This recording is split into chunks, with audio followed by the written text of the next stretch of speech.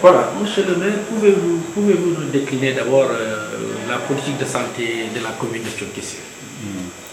Je voudrais d'abord vous remercier de nous avoir donné cette opportunité et vous dire tout de suite que la politique sanitaire de la commune s'inscrit en droite ligne avec les grandes lignes de la politique définie par le président de la République et à travers le Premier ministre en matière de santé. Donc là, nous avons le district sanitaire de Thionck-Essyl, à l'intérieur duquel nous avons le centre de santé qui relève de nos compétences. Et nous sommes là effectivement pour répondre aux besoins et aux attentes des populations en matière de santé. Voilà, on sait que, comme vous l'avez dit, le centre de santé relève de la compétence de la mairie. Mais aujourd'hui, est-ce que vous avez les moyens de votre politique en matière de santé? En réalité, parlant de moyens, nous avons que le minimum pour pouvoir répondre aux attentes de nos populations. Et je voudrais en profiter pour remercier de vive voix nos partenaires espagnols qui nous accompagnent en matière de santé et même en matière d'éducation. Mais je dis encore une fois de plus, à travers que les fonds de dotation que nous s'organisent pour prendre en charge les besoins en matière de santé. C'est-à-dire qu'ici, l'accès aux soins de santé pour soustraire encore une réalité au niveau de Thionck-Essyl? Pas du tout, pas du tout. Nous en sommes qu'au début de ce processus. Nous sommes en train de sensibiliser les populations, les techniciens de la santé, les leaders d'opinion pour qu'en face de ce phénomène, que tout le monde puisse participer à la prise en charge des problèmes sanitaires. Et si vous devez étaler les mots qui plombent la bonne marche de la santé, quelles sont vos préoccupations? D'abord, pour ce qui est du centre de santé, nous avons un problème de techniciens qui se pose. Nous avons ce problème de techniciens qui se pose. Quand je parle de techniciens, c'est le personnel qui gravite autour des prestations de services, que ce soit en infirmier d'État, en charge-femme et même en aide-infirmier. Il s'y ajoute le problème de la logistique. Le district sanitaire ne dispose que d'une ambulance qui effectue les évacuations et pour le centre et pour le reste du district sanitaire.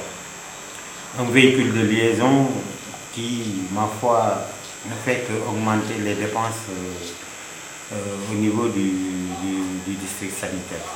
Voilà un peu sur le plan du plateau technique.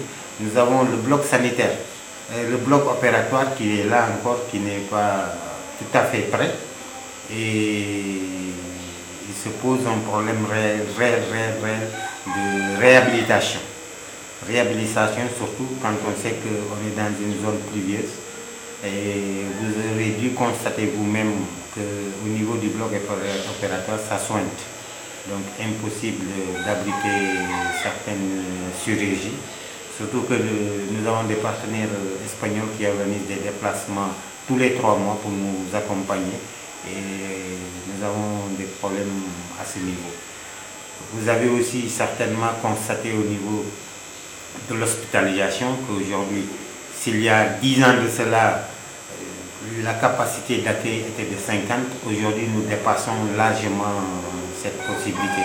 Donc il arrive même qu'il y ait des malades qu'on ne peut pas hospitaliser ici, qu'on réfère à Ziguinchor, alors qu'on pouvait les prendre en charge ici à partir du district sanitaire. Y a-t-il pas dès lors, compte tenu des difficultés que vous venez d'énumérer, une nécessité de relever le plateau technique au niveau de Thionck-Essyl? Mais c'est une nécessité, c'est une urgence. Et je voudrais tout de suite vous dire que nous y sommes avec les associations organisées de la commune, qu'elles soient du Sénégal ou de la diaspora. C'est en ce sens que nous avons demandé l'accompagnement de l'association des ressortissants essyliens en France pour qu'ensemble on puisse réhabiliter le laboratoire. Parce qu'un peu ici, tout ce qui a trait à des prélèvements de sang et autres diagnostics, on est obligé d'envoyer les patients à Ziguinchor et c'est à peu près une centaine de kilomètres et ça a un coût. Donc là, je crois qu'il y a trop de choses à faire pour relever non seulement le plateau technique, mais aussi augmenter le personnel. En ce sens, vous avez certainement aussi un message à lancer aux autorités étatiques, aux autorités compétentes. Je l'ai toujours dit, le ministère de la Santé, malgré la bonne volonté du ministre, je crois qu'il y a des mesures d'accompagnement qu'on doit appliquer pour les centres dits de second degré. Quand vous venez en zone rurale, l'État doit être en mesure d'appliquer une discrimination positive. Parce que ce n'est pas intéressant de former des techniciens et de les regrouper à Dakar alors que le monde rural souffre. Dakar, ce n'est pas le Sénégal. Le Sénégal, c'est l'intérieur des collectivités et des villages d'en bas. Il faut qu'ils comprennent ce message. Il faudrait arriver à doter ces structures de personnel d'appoint, mais aussi de techniciens en la matière, et le tout corrélé par la mise à disposition de ces centres de logistique. Parce qu'en matière de santé, s'il n'y a pas de logistique pour faire circuler le personnel, je crois qu'on n'a encore rien fait pour la santé. Très bien, merci.